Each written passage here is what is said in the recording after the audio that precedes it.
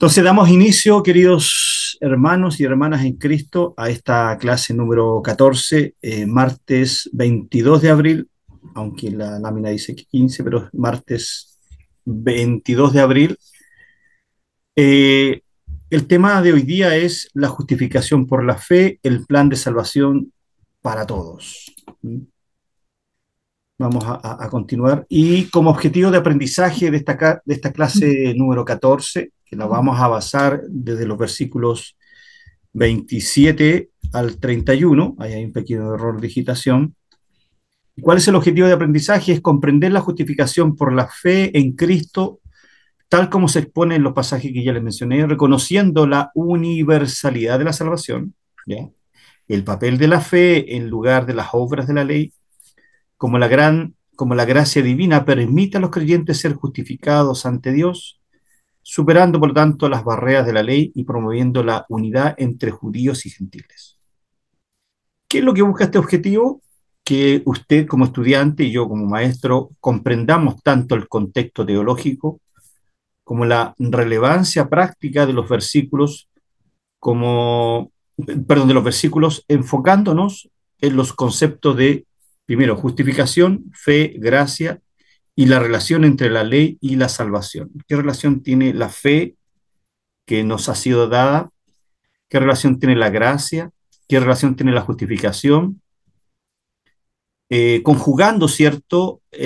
Tanto la ley por un lado como la salvación por gracia por otro lado. Eso es lo que vamos a tratar, intentar hoy día, ¿cierto? Con la ayuda del Señor, poder descubrir.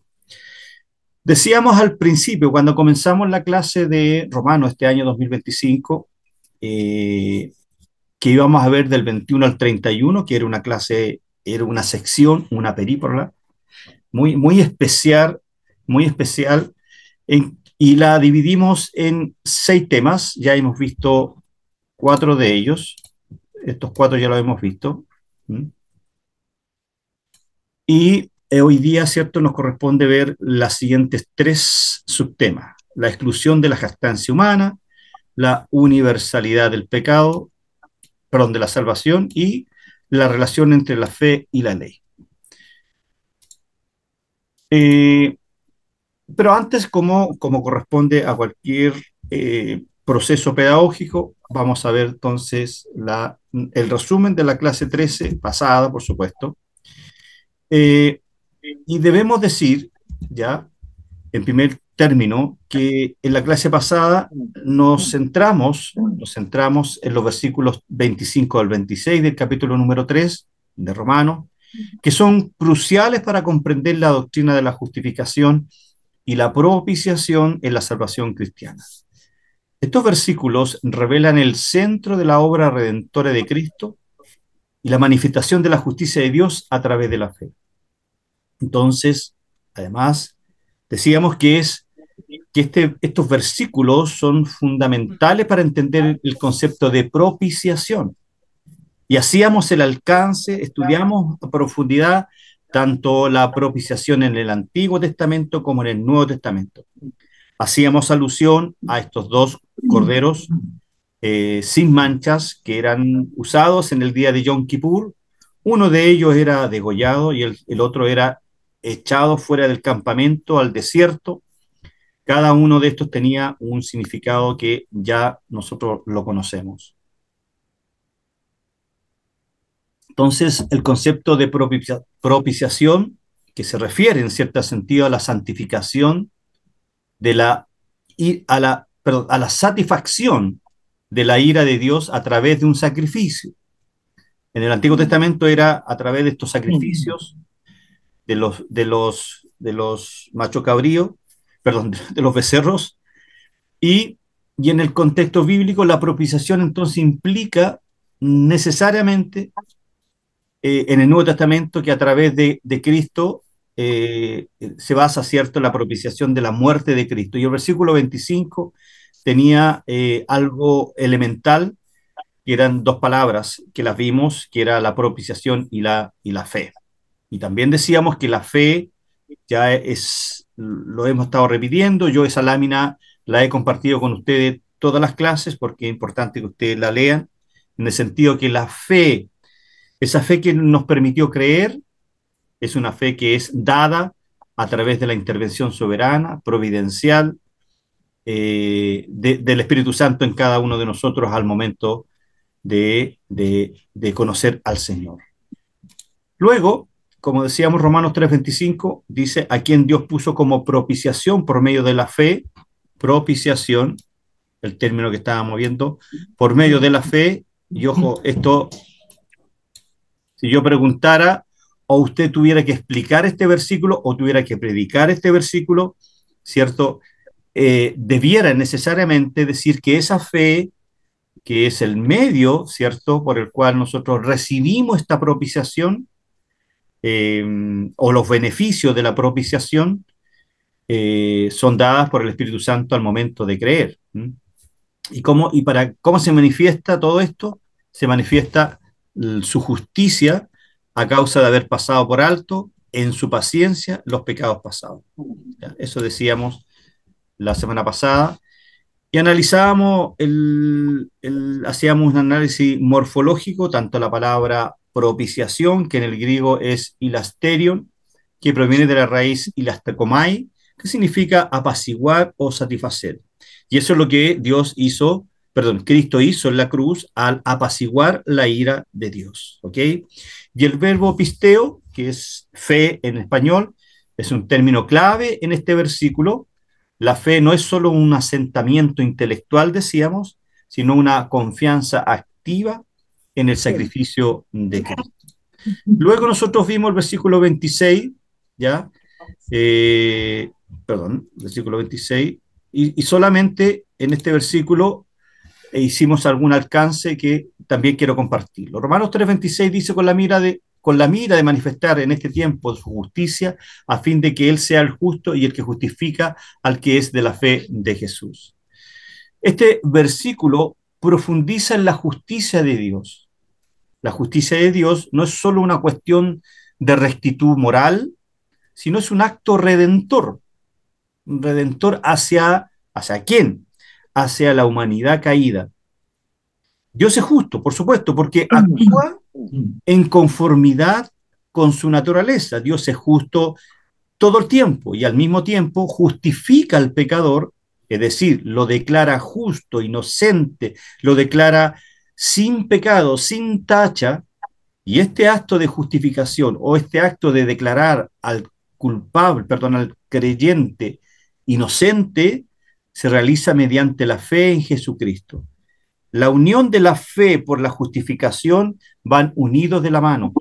¿Quién cumple? ¿Cierto? Cristo es el que cumple, en cierto sentido, con la justicia divina.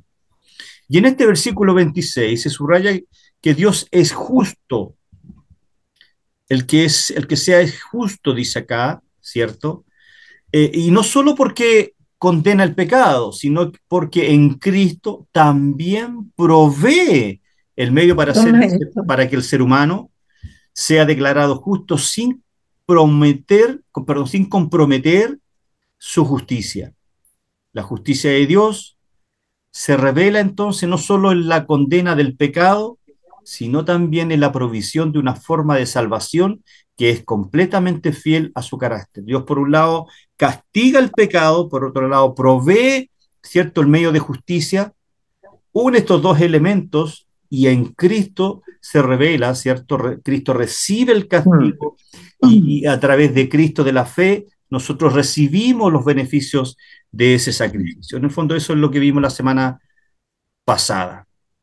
Recuerden, esta lámina siempre, siempre, siempre, se las voy a mantener porque es súper relevante que usted entienda que tanto la gracia como la fe nos han sido dadas, ¿ok? Y esto, que es un pronombre neutro, hace relación a la fe y a la gracia. O sea, es un regalo, la fe es un regalo y la gracia también es un regalo. Pues bien, y ahora vamos a dar comienzos, queridísimos amigos, a esta sección del versículo 27 al 31. En Romanos, a manera de introducción, en estos cuatro versículos, perdón, el apóstol San Pablo aborda un tema fundamental de la doctrina cristiana. Primero, por un lado, la justificación por la fe y su relación con la ley.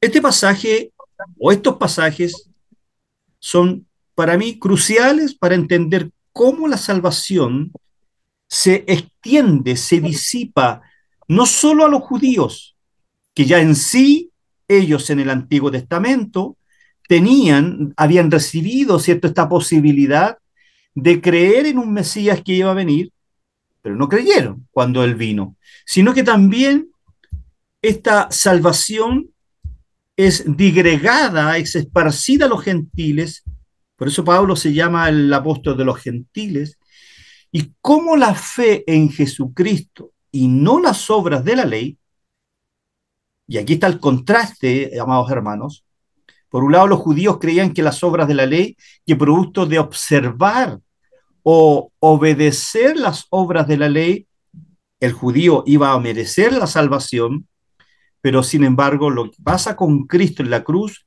hay una bofetada espiritual profundísima a la, podríamos decir, a este sincretismo que tenían los judíos. Por un lado, creían en la observancia de la ley como medio de salvación, pero también había una fe en un Mesías que iba a venir.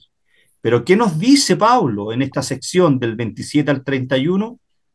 Que esta justificación o que esta salvación es universal solo y exclusivamente por la ley, que las obras de la ley, perdón, por la observa que la observancia a la ley no lo salva, pero sí nos dice que es el medio por el cual el ser humano es declarado, ¿cierto? Nos lleva en cierta manera a Cristo.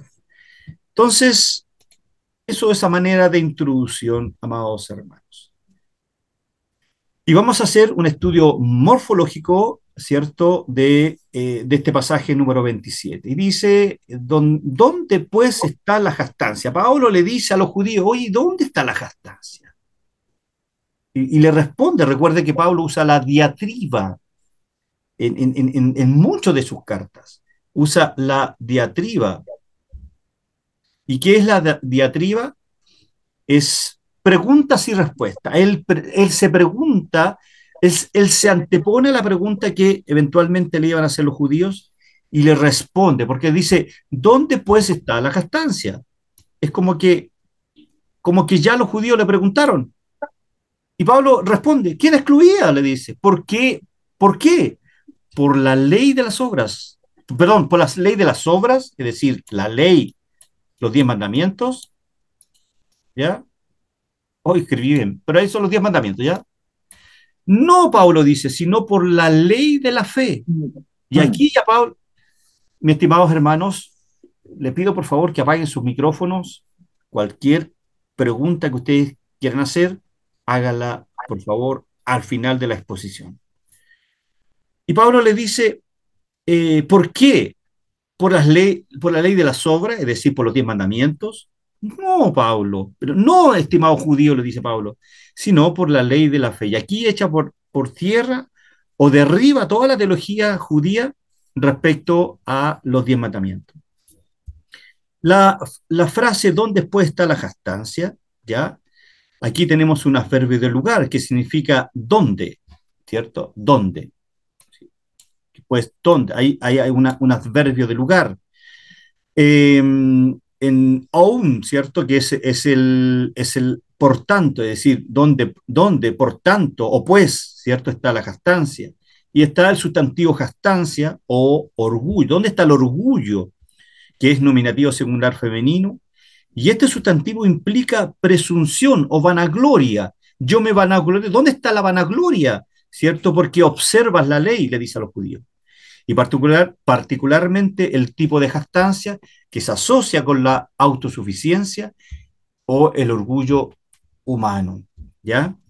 Y podríamos decir además que de este estudio lingüístico, el de arriba es morfológico, el de abajo es lingüístico respecto a este pasaje, y en este versículo 27, Pablo está reflexionando sobre el fundamento de la salvación, contrastando, como decíamos en la introducción, la ley de las obras, los 10 mandamientos, con la ley de la fe. Y algunos puntos claves, y aquí quiero hablar un poquito de la economía de la salvación. Y usted me dice, ¿qué es eso? Ya mi hermano Alejandro introdujo un término nuevo. Me suele caracterizar que cada vez que yo introduzco una frase, un término nuevo, yo lo aclaro, lo trato de enseñar, ¿ya? Pero antes permítanme hablar un poquitito de la jactancia y exclusión, que son lo que está acá arriba, la jactancia y la exclusión. Bueno, la jactancia, lo tengo anotado aquí en mi cuaderno, es un tema recurrente en los escritos paulinos, ya que se refiere a la actitud orgullosa, vanagloriosa, presunciosa, que surge cuando las personas creen que pueden justificar sus propias acciones sin la intervención de Dios. ¿Ya? Y esto sucede mucho, hermano, sucede mucho, mucho, mucho, lamentablemente, en nuestras iglesias pentecostales. Porque nuestros hermanos pentecostales, yo soy pentecostal, ¿ya? Creemos o creen, ¿cierto?, en cierta manera, que pueden merecerse la salvación, observando las obras de la ley. Pero a su vez creen que por el hecho de, en algunas ocasiones, no observar la, las obras de la ley, yo puedo perder este regalo de la salvación. Temas que ya hemos tratado en profundidad en otros lados, en otras partes de los estudios de Romano, pero no vamos a entrar acá en mayores explicaciones. Pero también habla de la exclusión, queda excluida. ¿Qué es lo que queda excluida? La mala actitud de aquella persona que cree que puede ganar el favor de Dios. La exclusión de la jactancia, de la vanagloria, de la presunción, ¿cierto? Subraya, por lo tanto, o destaca la idea de que no hay espacio para el orgullo humano. Lo que hace, hermanos queridos, lo que hace la ley de la fe, y pongan mucha atención, lo que hace Pablo con esta explicación del versículo 27, aplasta el orgullo humano, aplasta la vanagloria de algunos creyentes que creen que pueden ganar el favor de Dios, que pueden con sus obras mantener su salvación y que pueden y que ellos pueden solo hacer cosas en favor de Dios para obtener el favor de Dios. E inclusive voy a hilar un poco más fino y perdónenme que me extiendan esto. A veces hay determinados creyentes que creen que por el hecho de orar todos los días, Dios les debe el favor de responder sus oraciones. Cuando ya hemos visto en reiteradas ocasiones que Dios se guarda el derecho de decir sí, no o espérate respecto a nuestra oración. Por lo tanto, lo que hace esta sección cuando Pablo dice, ¿dónde pues está tu jactancia, tu presunción, tu vanagloria? ¿Cierto? Queda excluida, le dice Pablo. ¿Por qué? ¿Por la ley de las obras? No, estimados hermanos. Dice, por la ley de la fe. La ley de la fe aplasta el orgullo humano y eso nunca debemos perder esa perspectiva. Ahora, ¿qué interpretación le podemos dar a este pasaje? Este versículo 27, para mí, creo que es una declaración profunda, clara, de que la jactancia, la vanagloria, la presunción, ¿cierto?, queda totalmente excluida porque la salvación no depende de las obras de la ley. Es decir, el cumplimiento de las reglas y mandamientos externos, si no depende, siempre va a depender de la fe en Cristo.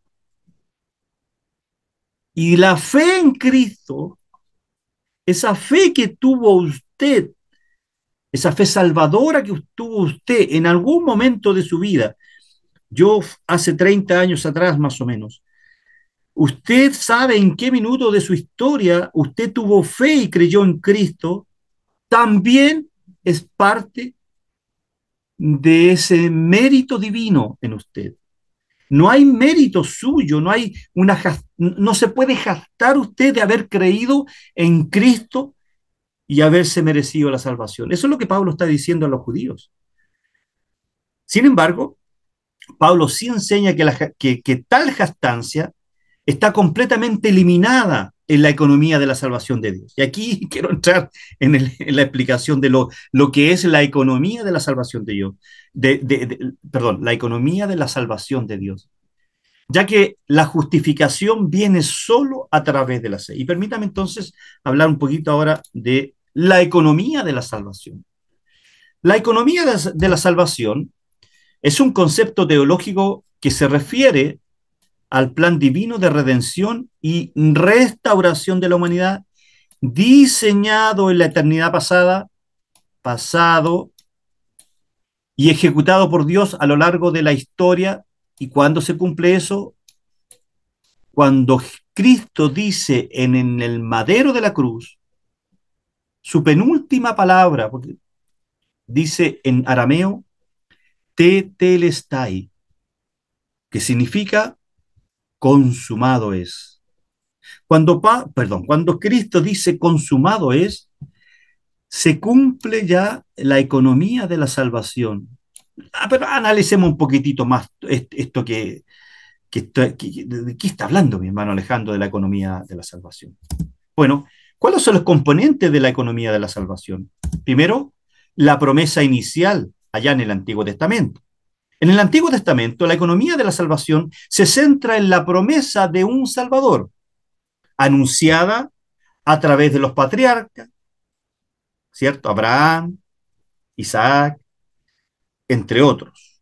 Los profetas, Isaías, Jeremías, y las leyes, pues, los 10 mandamientos. Todo esto hace presagiar que hay una promesa inicial de la salvación. Entonces, a través de figuras, repito, como Adán, como Noé, como Abraham, como Moisés y el pueblo de Israel, Dios prepara el terreno para la venida del Mesías.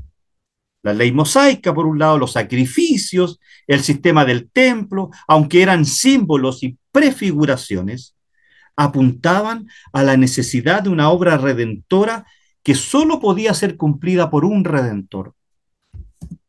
Número dos, la revelación plena en Cristo. Y aquí nos saltamos al Nuevo Testamento. Cuando hablamos de la revelación plena en Cristo, la economía de la salvación alcanza su cumplimiento y culminación en la persona y obra de Jesucristo. La vida, muerte, pasión y resurrección de Cristo son el punto central de la historia de la salvación. Cristo, como el Hijo de Dios, como el ser encarnado, vino para cumplir las promesas del Antiguo Testamento. Permítame hacer un paréntesis. El día jueves tuve que compartir una reflexión en el liceo donde yo trabajo. Previo a mi reflexión de cerca de 14 minutos, se presentó una parte de la obra Jesucristo Superstar, particularmente cuando Jesús estaba en Getsemaní. Y los que sabemos un poquitito del trasfondo de Cristo en Getsemaní y de su... Recordemos que Cristo tiene dos humanidades, perdón, dos naturalezas, la humana y la divina. Cristo tiene dos naturalezas en una persona, que es la persona de Jesús, ¿ya? Y esta canción, estoy haciendo un paréntesis, por favor, y esta canción dice, quiero saber, Señor, quiero saber, Señor. Yo tuve que explicar sutilmente a personas que nunca han escuchado, de hecho, por la gracia del Señor, al explicar lo que significaba Getsemaní, vi como nunca antes, y esto es para la gloria del Señor, maestros llorando, alumnos llorando. Fue un mover preciosísimo, hermano. Pero tuve que explicar de que Cristo sí sabía a lo que había venido, porque esa canción lo que hace es poner a Cristo duditativo. O sea, tengo miedo, voy a pasar, que no pase de mí esta copa, por favor, sácame lo amargo de esto. Tuve que explicar que en cierto sentido Cristo tuvo miedo, porque sabía todo lo que iba a enfrentar, entonces en su humanidad él sintió temor, miedo, sabía el dolor, el abandono. Bueno, cierro el paréntesis. Entonces, Cristo como el Hijo de Dios vino para cumplir las promesas del Antiguo Testamento. Tomar sobre sí, dice el apóstol San Pedro, el pecado del mundo y ofrecer la reconciliación entre Dios y la humanidad. Y esta obra redentora, que se le llama el pacto de redención, fue hecha en la eternidad pasada. Y este pacto de redención es entre este consejo trinitario. Por eso que Gálatas dice que en el cumplimiento del tiempo, Gálatas 4:4, en el cumplimiento del tiempo Dios mandó a su Hijo. ¿Ya? Entonces, esta obra redentora, al ser totalmente suficiente, marca, amados estudiantes, siervos queridos y hermanos en Cristo, marca un cambio fundamental en cómo los seres humanos pueden acceder a la salvación por la fe en Jesucristo. Cierre paréntesis. No hay otra forma de acceder a la salvación, sino es a través de la fe en Jesucristo. Número 3, la aplicación de la salvación. Es decir, y aquí entra en juego la tercera persona de la Trinidad, porque tiene que aplicar la salvación. ¿Y cómo la aplica?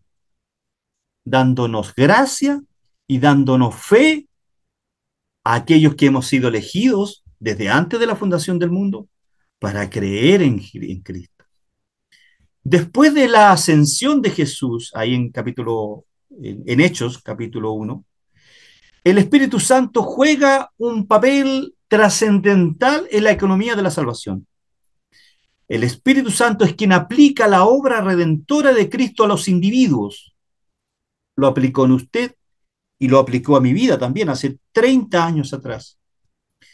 Nos capacita a nosotros los creyentes para vivir una vida conforme a la voluntad de Dios. Filipenses 1:6, el que estando persuadido de esto, que el que comenzó en nosotros la buena obra, la perfeccionará, está hablando del Espíritu Santo.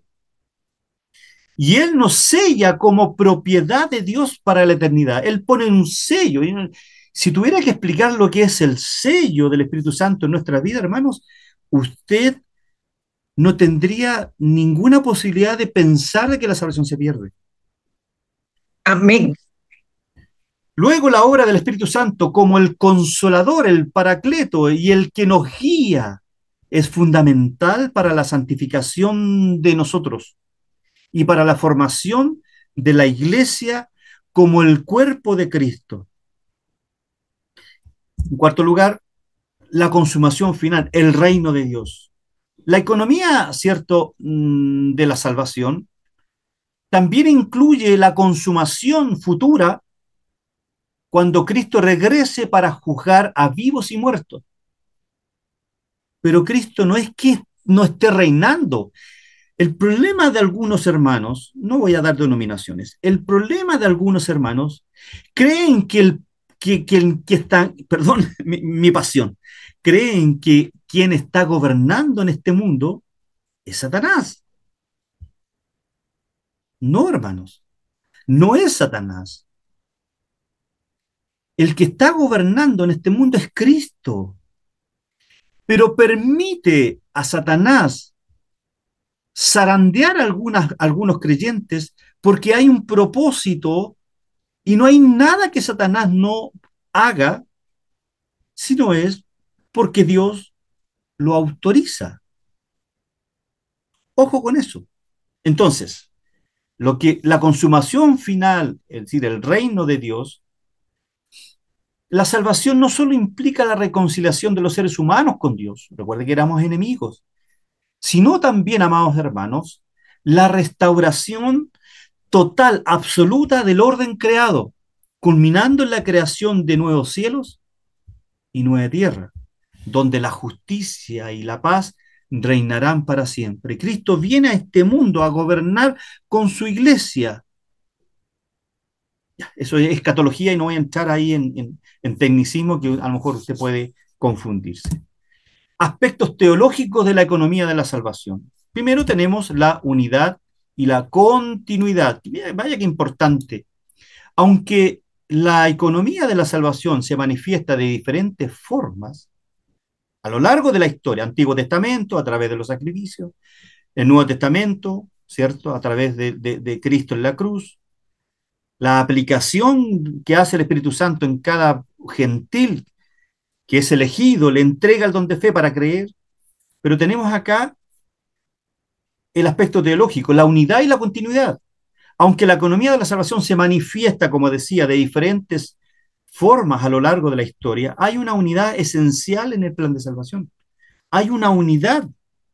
Si usted analiza cada detalle del Antiguo Testamento, cada promesa del Antiguo Testamento se va cumpliendo y se cumplió en la persona de Cristo. El mismísimo Dios que promete a Adán la venida de un Salvador es el que en Cristo ofrece la salvación a toda la humanidad. La obra de Cristo no es un punto aislado, no nace, no hay un plan que nace solamente en el Evangelio de Mateos. No, la obra de Cristo, su punto inicial está en la eternidad pasada, en ese pacto de redención que Cristo o que el Padre hace con su Hijo en armonía divina con el Espíritu Santo. Hay una unidad y una continuidad. La obra de Cristo no es un punto aislado, hermanos, no, para nada, sino es el cumplimiento de todo lo que Dios había anunciado y preparado desde los tiempos antiguos. Génesis 3:15 comienza, en cierto sentido, el plan de salvación que ya había estado determinado desde la eternidad pasada. Pero también en este aspecto teológico de la economía de la salvación tenemos la gracia y justicia. Un aspecto crucial, creo yo, de la economía de la salvación es como Dios combina, mezcla su gracia, es decir, la salvación inmerecida, con su justicia, que es el juicio adecuado del pecado. Yo lo encuentro maravilloso, esta mezcla divina de la gracia, que es la salvación inmerecida, ni usted y yo nos merecíamos la salvación, con su justicia y el juicio que ejecutó sobre usted, sobre mí. Ahora, en la cruz, la gracia se revela de una manera elemental, diría yo, al pecador, perdonando, por lo tanto, los pecados al creyente. Mientras que la justicia de Dios se satisface en el sacrificio de Cristo. Antepenúltima frase de Cristo en la cruz. Elí, Elí, lama sabactani. Padre, Padre, ¿por qué me has desamparado? Me costó explicarle a los alumnos, a los más de 500 alumnos que tenemos. Hermanos queridos, Dios me dio la posibilidad de predicar el Evangelio a 500 alumnos, 42 personas adultas en mi colegio. Si supiera cómo gritaba, yo tengo dominio escénico, pero era tal, a mi juicio, la presencia del Señor en ese momento que el otro profe de religión, que también es cristiano, me dijo, cuando ya terminó todo esto, me dijo que él sintió la presencia del Señor de una manera poderosa, me dijo, él es pentecostal. Pero cuando Jesús dice ahí en Getsemaní, perdón, en la cruz, Padre, Padre, ¿por qué me has desamparado? Hermanos, en ese preciso momento se estaba desarrollando en Cristo la justicia de Dios aplicada en Cristo. El juicio adecuado del pecado lo recibe Cristo en la cruz. En la cruz, la gracia se revela al perdonar los pecados de los creyentes. mientras que la justicia, decía, se satisface en el sacrificio de Cristo. ¿Quién toma el castigo debido al pecado de la humanidad? ¿Quién recibe el beneficio? No toda la humanidad. Cristo recibe el castigo debido al pecado de la humanidad, pero quien recibe el beneficio de ese sacrificio son solamente los escogidos. ¿Dios es elitista? ¿Dios es exclusivista? No. Algún día vamos a hablar sobre ese tema. Una tercera cosa tiene que ver con la universalidad y la particularidad de la economía de la salvación. La economía de la salvación abarca a toda la humanidad, pero se aplica de manera particular a cada creyente, no a todos. ¿Por qué no a todos? Porque si se aplicara a todos, por hermanos, ¿quién va a ir al infierno? ¿Ve? Bueno, a través de la obra de Cristo, la salvación es ofrecida a todas las naciones, porque la salvación es universal, pero se hace efectiva en aquellos que responden, como dice Juan 3:16 en adelante, con fe en Jesús, es decir, de manera particular. Juan 3:16 no es un texto para tomarlo de forma liviana, porque de tal manera amó Dios al mundo, que ha dado su único Hijo, para que todo aquel que en Él crea no se pierda. Y el que no cree, dice el evangelista, que ya ha sido condenado. ¿Se entiende? Y una cuarta cosa es la acción divina y humana. En la economía de la salvación, amados hermanos, debemos observar una interacción dinámica entre la soberanía de Dios y la libertad humana. Hay una soberanía divina en la salvación, pero también hay una responsabilidad humana.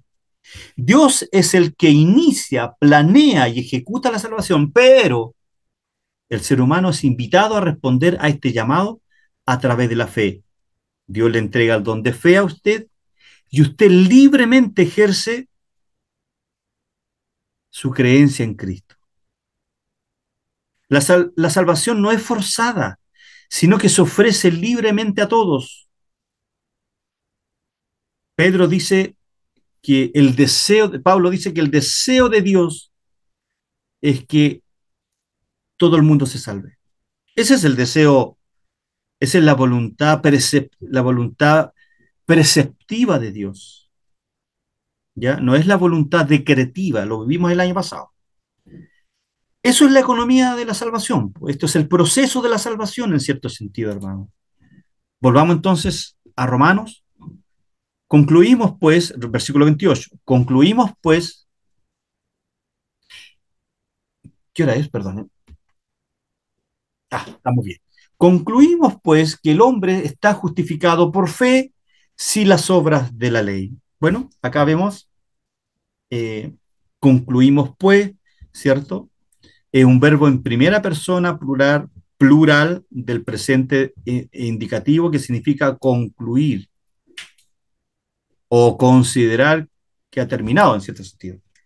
Que en este caso se traduce como concluimos. En el contexto implica llegar a una conclusión lógica basada en los argumentos anteriores. Concluimos, puede decir, respecto a lo anterior, que el hombre está justificado por fe sin las obras de la ley. Qué maravilloso. Y podría seguir al versículo 29, pero permítame explicar un poco qué es un estudio lingüístico de este pasaje. Quiero tocar tres, tres, tres partes de este pasaje. La justificación por la fe, la exclusión de las obras, quiero tocar la exclusividad de la fe. ¿Ya? Bueno, la justificación por la fe, el verbo justificado, es la palabra central de este versículo. En el contexto de la teología paulina, la justificación, amados hermanos, es un acto, ya lo hemos dicho, de gracia divina mediante el cual el creyente es declarado justo. Y el verbo, como decíamos, está en la voz pasiva, justificado, está en tiempo pasivo, en modo pasivo, perdón, en una voz pasiva. ¿Y qué significa, estimados estudiantes, cuando un verbo en griego está en una voz pasiva?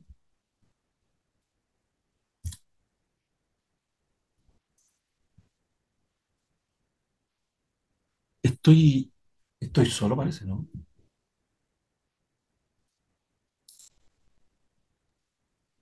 No, ¿Hay alguno que me pueda responder? acá la pregunta. Dije, ¿qué significa que este verbo esté en modo, en voz pasiva, justificado? ¿Quién realiza la acción y quién recibe el beneficio de la acción? Bueno, está en pasado. No, no, sí, está bien, pero cuando en griego decimos que este verbo o el verbo está en una voz pasiva, Así. implica que la justificación no es una obra que el ser humano haga, sino que es un acto de Dios sobre la De persona, gracia, algo que se por la recibe por gracia. fe.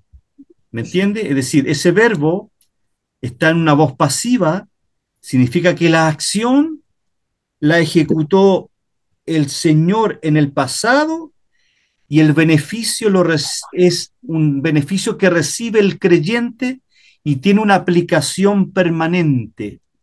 Es decir, eternamente somos declarados inocentes. ¿Se entendió? Por eso que la salvación no se pierde, pues. Bueno, número dos, la exclusión de la obra de la ley, que esta parte de aquí, por sin las obras de la ley. Y el contraste entonces entre por fe de este, sin las obras de la ley, ya hay un contraste. Y es fundamental, Pablo, al hacer este contraste entre la fe por fe, somos justificados por fe, sin las obras de la ley. Pablo está subrayando, está destacando, está con un destacador amarillo, ¿cierto? Que la justificación no depende del cumplimiento de los mandamientos de la ley, es decir, de aquellas obras externas que los judíos observaban, como los sacrificios, la circuncisión y otros rituales, sino que es una obra que se recibe por medio de la fe solo en Cristo. A eso Pablo se refiere cuando dice sin las obras de la ley. Por lo tanto, hay una exclusividad de la fe, una exclusiva, la fe inclusiva en el fondo, podríamos decir. El término hombre, aquí, hombre, que es un sustantivo, no se limita solo a los judíos. Y aquí hablamos de la universalidad de la salvación, sino que se extiende a todos los seres humanos, independiente de su origen, religión, cultura. Esta universalidad de la justificación es un tema central en Romanos. ¿Y yo cómo podría entonces interpretar este pasaje como para pasar al versículo 29 y los siguientes? Este versículo, amados hermanos, siervos queridos, es una declaración potente, clave de la enseñanza central de Pablo sobre la justificación.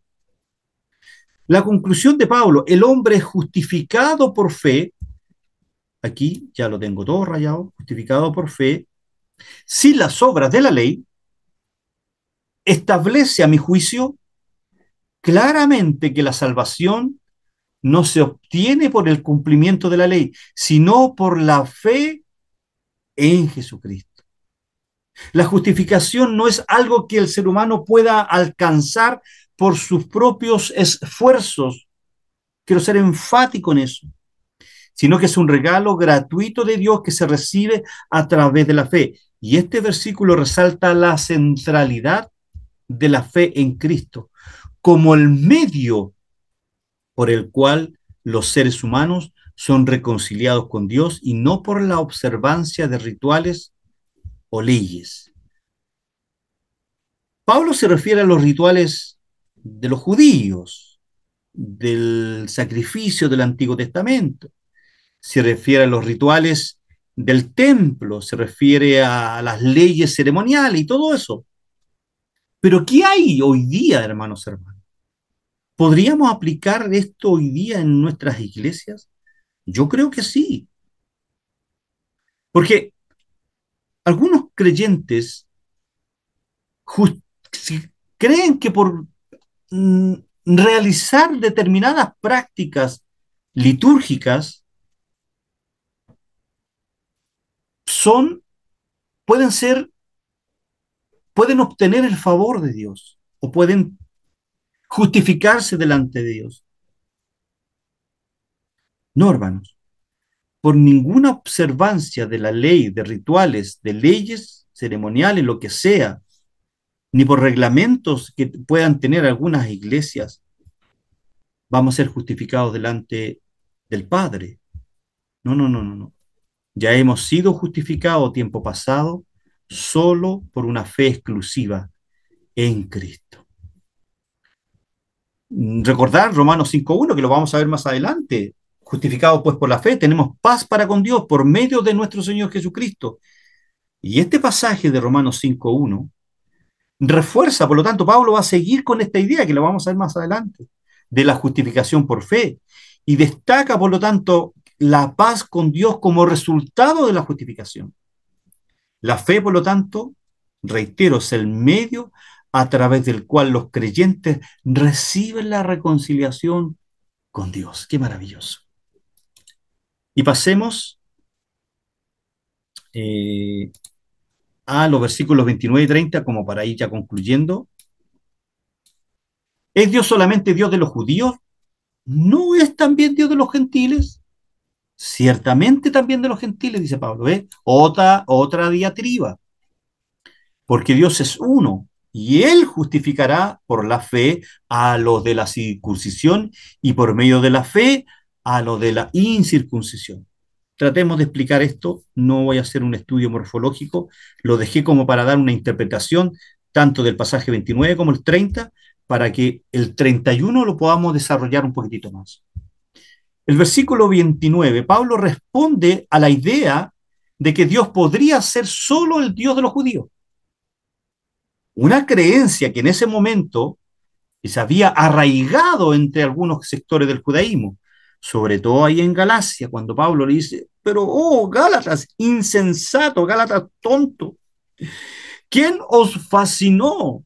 Habiendo empezado por la gracia, termináis por las obras de la ley. Y al hacer Pablo esta pregunta, ¿es Dios solamente Dios de los judíos? Pablo está desafiando esa exclusividad y afirmando con una firmeza pero profunda, como Pablo lo hacía, que Dios es también el Dios de los gentiles. Y esta afirmación, amados hermanos, tiene implicaciones teológicas profundísimas. Pablo subraya que Dios no hace distinción entre los pueblos y que su salvación es para todos, sin importar su origen étnico o religioso, cultural, lo que sea.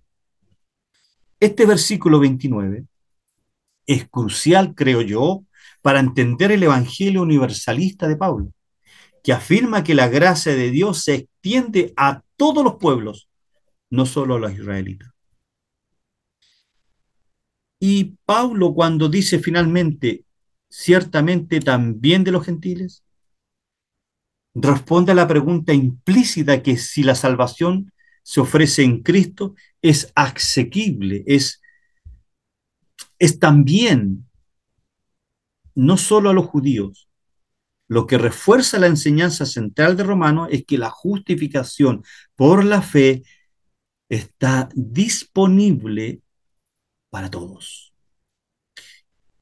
Y Romanos 3:29, entonces, es un versículo que subraya la universalidad del pecado. Podríamos decir que este versículo, aquí está metido Pedro, Juan y Diego, judíos y gentiles, gitanos, gringos, todo lo que usted se pueda imaginar como ser humano, Pablo le dice, tiene la posibilidad, ¿cierto?, de ser salvo. Y en el versículo 30, ¿cierto? Pablo dice, porque Dios es uno, y Él justificará por la fe a los de la circuncisión y por medio de la fe a los de la incircuncisión. ¿Qué es lo que Pablo dice acá? Pablo aquí en este versículo 30 afirma que la justificación ante Dios es asequible tanto para los judíos, representados por la circuncisión, como para los gentiles, representados por la incircuncisión. Vuelve a decirlo de otra manera, porque recuerden que para los judíos la circuncisión era la señal del pacto que hacían con el Dios de Abraham, ¿cierto? Él afirma que Dios es uno.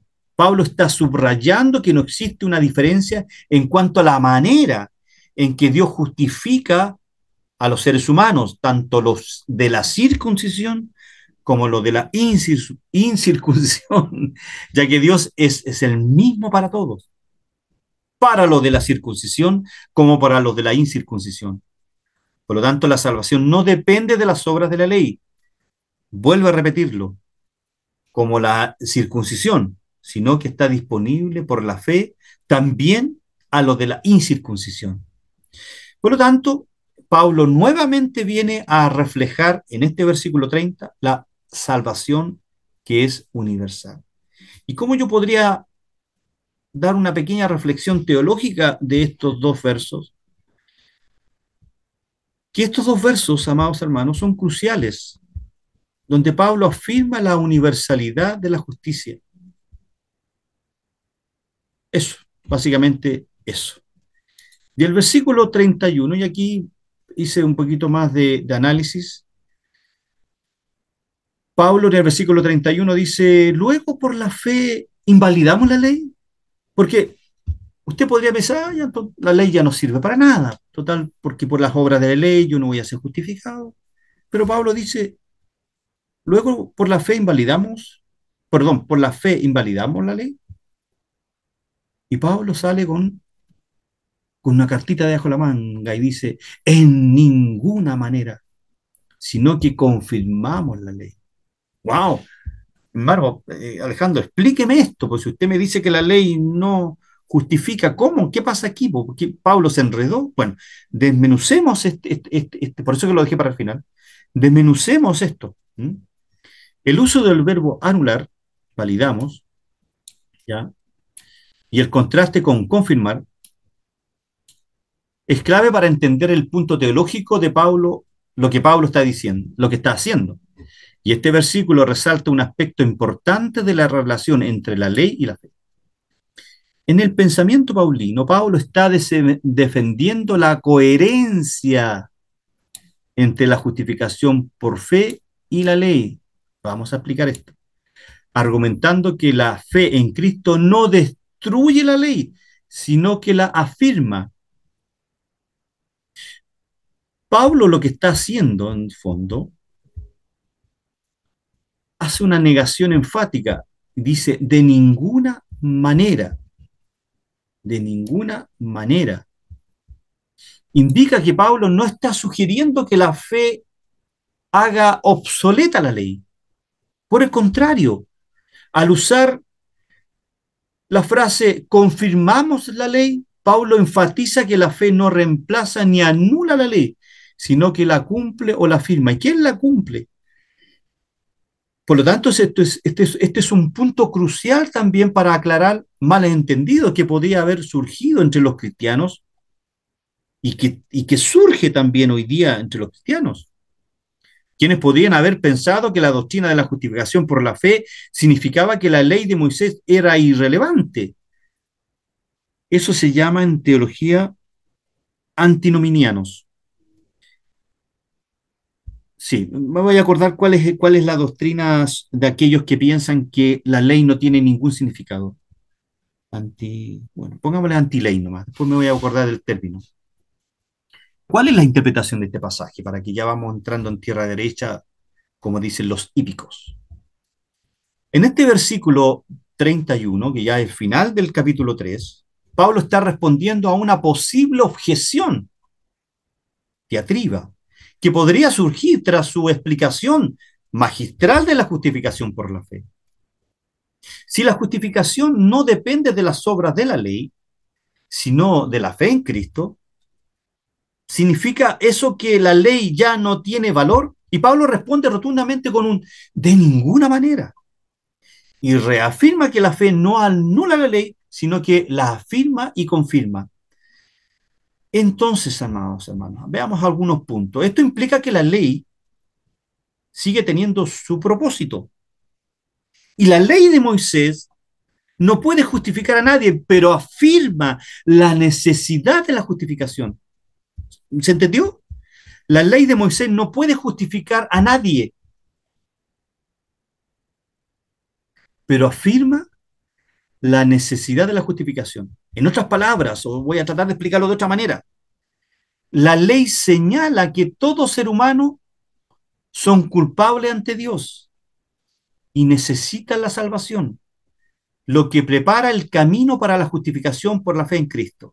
Es decir, a través de las obras de la ley, el ser humano se da cuenta que necesita un Salvador porque a través de observar la ley de Moisés, se da cuenta que ha ofendido la santidad de Dios toda su vida.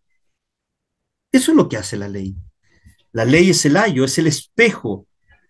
Cuando usted se mira al espejo, querida hermana, usted se ve hermosa, radiante, ¿cierto? Y nosotros cuando nos miramos al espejo nos vemos feo, ¿cierto?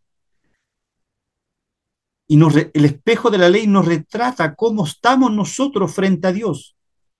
Y es la ley la que nos dice que somos unos pecadores empedernidos, que somos unos seres humanos depravados, perdón el término, estamos hablando de teología, depravados, que somos incapaces de hacer nada porque todo lo que la ley dice yo no lo puedo cumplir.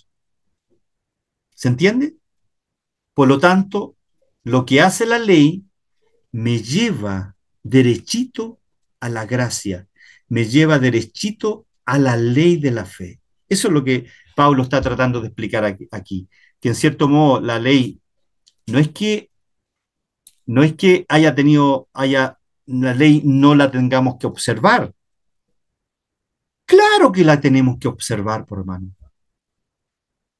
¿Debemos mentir? No. ¿Debemos mirar para el lado los que somos hombres? No. Bueno, también las mujeres. ¿Debemos santificar el día del Señor? Claro que sí. ¿Debemos, bueno, los 10 mandamientos en general, los debemos cumplir? Claro que sí. ¿Pero los debemos cumplir para ser justificados delante del Señor? No. Los cumplimos porque ya ahora obedecemos la ley, o al menos intentamos de observar la ley. Pablo entonces está afirmando que la fe en Cristo no elimina la ley, sino que la cumple al proporcional, al otorgar o a proporcionar el medio para la justificación que la ley misma no podía ofrecer. La ley no podía ofrecer la justificación, sino que lo que hace la ley cumple, lo que la ley cumple es proporcional al ser humano el medio para la justificación que la ley misma no podía ofrecer. La fe no destruye el propósito original de la ley, sino que lo lleva a su cumplimiento. Espero haya, haya aclarado un poquito más esa confusión. Ahora, este pasaje también resalta la unidad entre el Antiguo y el Nuevo Testamento. La salvación no ha cambiado, solo ha sido revelada de manera plena en Cristo. Y esa revelación plena en Cristo, el Antiguo Testamento estaba relativamente clara. La ley entonces sigue siendo válida en cuanto a su función pedagógica, nodriza, pero no es la base para la justificación. ¿Cuál es la base para mi justificación? La fe sola. Cristo, quien cumplió perfectamente la ley, es ahora el único medio de justificación para todo. Como yo no puedo justificarme por mis obras, Cristo tuvo que justificarme a través de su obediencia perfecta a la ley. Y yo al creer por la ley de la fe en Cristo, en su obra expiatoria, se me imputa a mí la justificación. ¿Se entendió? Yo creo que sí. Yo creo que estoy explicando de más porque yo creo que usted ya esto lo tiene súper entendido. Lo importante es que usted sepa dónde está explicado por Pablo. Y conclusión, que podemos hablar como conclusión, que en última instancia, amados hermanos, estos versículos del 27 al 31 nos invitan a reflexionar sobre el fundamento de nuestra salvación, la economía de la salvación, no se olvide. No podemos confiar en nuestras propias obras o en el cumplimiento ritualista de la ley para ser justificados ante Dios. Solo por medio de la fe en Jesucristo, quien cumplió, como decía recién, la ley perfecta a nuestro favor, podemos ser aceptos o aceptados como justos ante el Padre. Y esta salvación es un acto de gracia, gracia eficaz en cada corazón de los que estamos acá, desde principio a fin, asequible por igual a todos los pueblos, a todas las culturas, a todas las naciones, y es el medio para la reconciliación por un Dios santo. Y hoy día no hay preguntas, no hay preguntas. Tenía unas preguntas. ¿Por qué? Porque las preguntas, amados hermanos, wow, se fueron varios. Porque las preguntas estaban en el cuestionario que tenían que contestar. Y yo agradezco al Señor a aquellos que contestaron en el cuestionario. No ponga ninguna excusa ahora, no me diga no, que no tuve tiempo. Mire, haga el cuestionario, pinche ahí donde dice el link de Ujú. Google, que es un formulario para que conteste. Léalo. Ahora yo creo que le puede ser un poquito más fácil para contestar el cuestionario. Bien, preguntas y comentarios. No hay preguntas, no hay comentarios, lo que significa que quedó todo claro. Bien, pues yo voy a hacer preguntas entonces. Yo tengo una, mi hermano Alejandro. Por favor, Pastor Roberto, ¿cómo está usted? Bien, bien, ¿y usted cómo está? Bien, bien, denle nomás. Una consulta. Cuando usted dice, cuando está explicando un versículo y usted dice la frase, para mí, ¿es que ese versículo podría tener otra interpretación o tiene otra línea, otra arista? Eh, cuando yo digo, Porque, cuando yo digo que es lo que yo veo, es porque para decir lo que digo en clase es porque he leído eh, al menos unos 6 o 7 comentaristas eruditos al respecto. ya, Entonces, leo a Wickenset, leo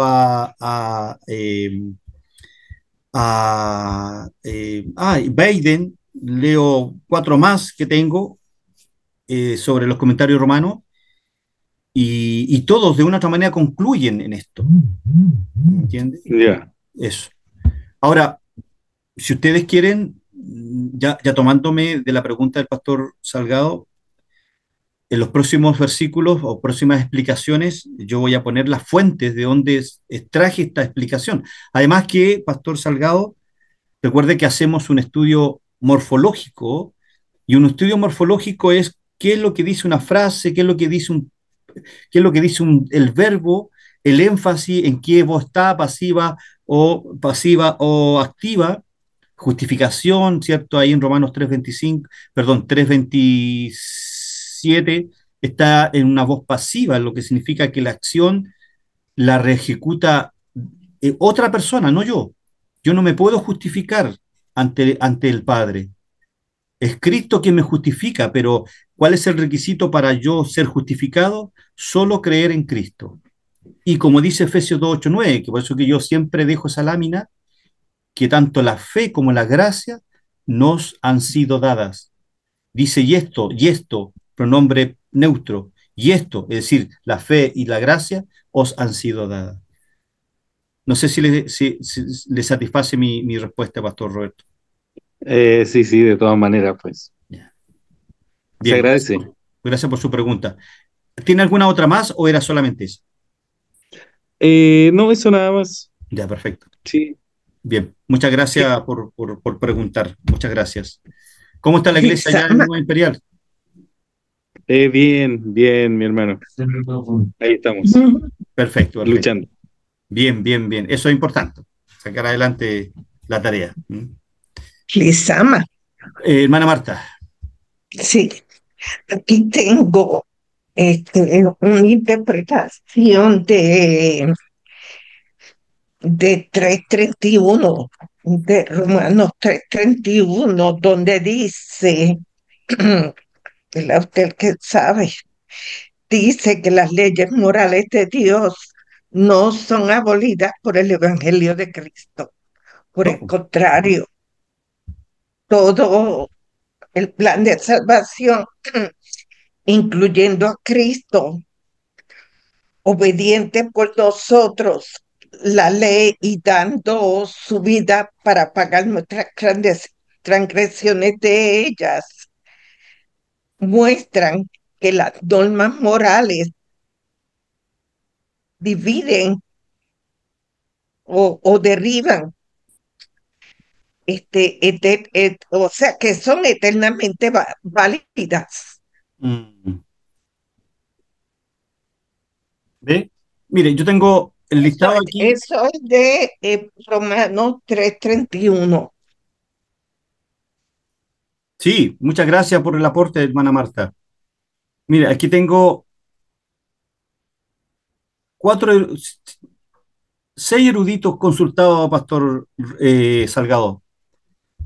Tengo a John Murray, dice, Murray Ujú. afirma que la fe no abroga la ley, sino que la establece porque el Evangelio, al revelar la justicia de Dios, cumple con las demandas de la ley.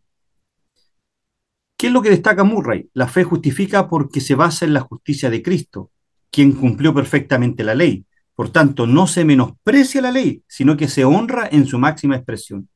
Douglas Mood dice, para Mood, Pablo responde a una objeción posible. Si la justificación es por fe y no por obras, ¿acaso la ley queda obsoleta? Su respuesta es un no radical. ¿Y qué es lo que dice Douglas Mood? La ley encuentra su cumplimiento en Cristo, Romanos 10:4. Y la justificación por la fe muestra que el propósito de la ley no era justificar por obras, sino señalar a Cristo. ¿Qué es lo que dice Tomás Enreitner? Punto clave, dice. Schneider destaca que la justificación por fe no es antinomianismo, antiley. Estaba bien el término que apliqué delante. El antinomianismo, Pastor Salgado, habla de aquellos que no creen que la ley está vigente. Nosotros creemos que la ley sí está vigente, ¿ya? Más bien reafirma el valor de la ley como expresión del carácter moral de Dios. Y final, Leo Morris, ¿cierto? En su comentario de Romanos dice, enfatiza que la fe no hace que la ley pierda valor. Al contrario, la ley es ratificada porque encuentra su verdadero lugar en el plan redentor. Martín Lutero.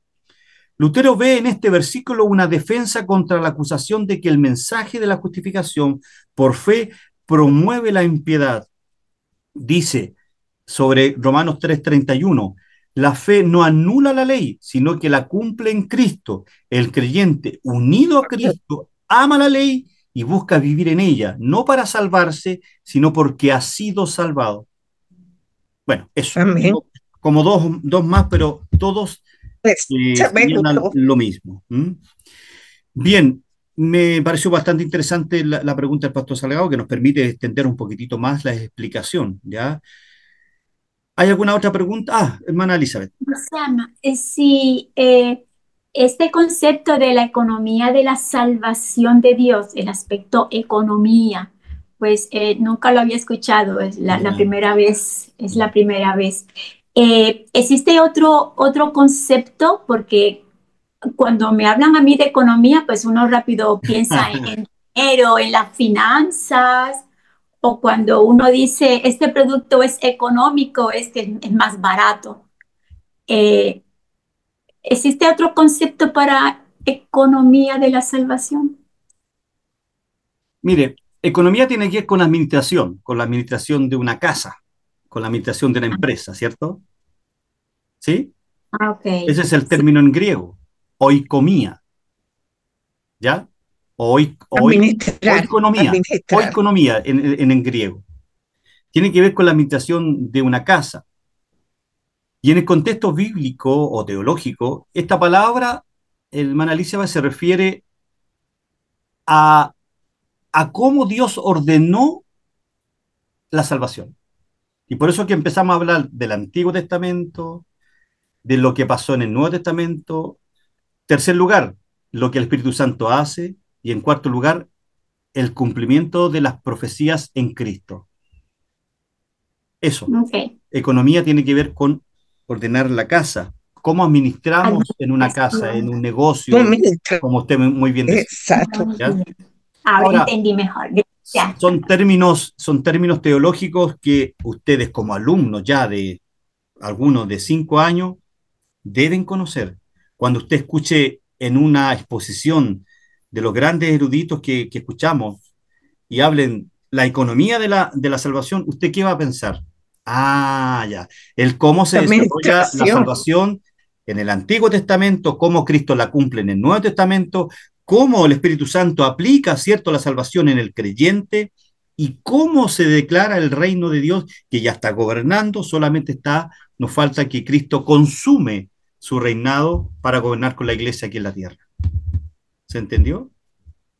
Sí, Sí, perfecto, Bueno, muy, perfecto. muy buena pregunta también. ¿Hay alguna Gracias. otra lo aplicaré, lo aplicaré. Exactamente. ¿Alguna otra pregunta que quieran realizar, hermano Rubén? Ahí, Pastor Jorge, hermano Mario, ¿algún comentario, Hermano alguna Rubén, pregunta? Si no, vamos terminando.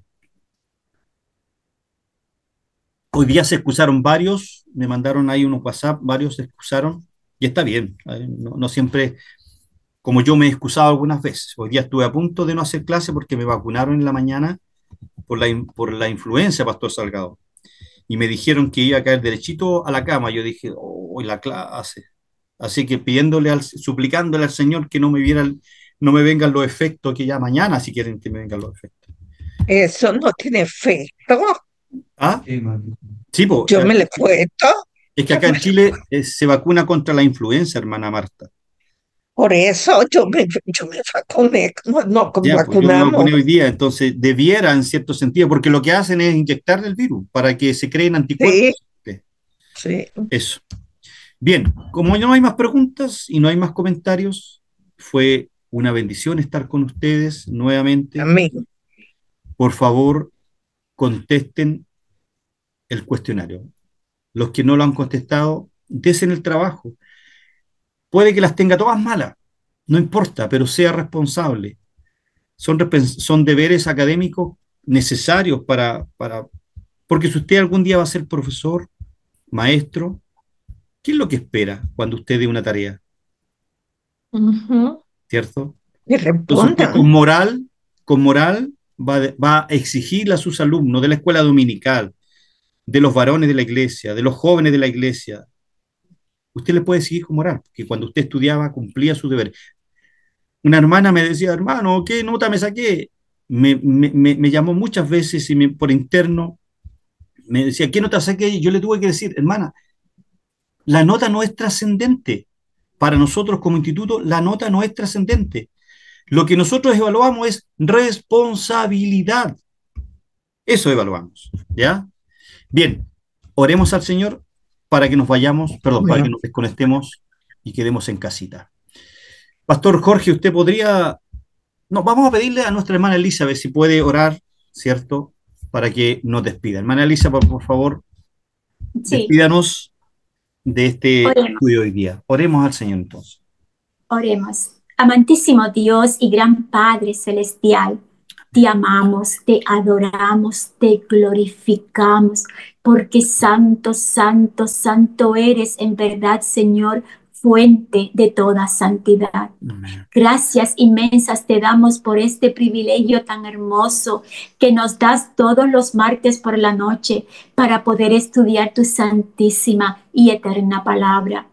Permite que tu Santo Espíritu nos dé ese intelecto que tanto necesitamos para comprenderla cada vez más, para poderla vivir cada día más y para poderla llevar a aquellas personas que aún te desconocen.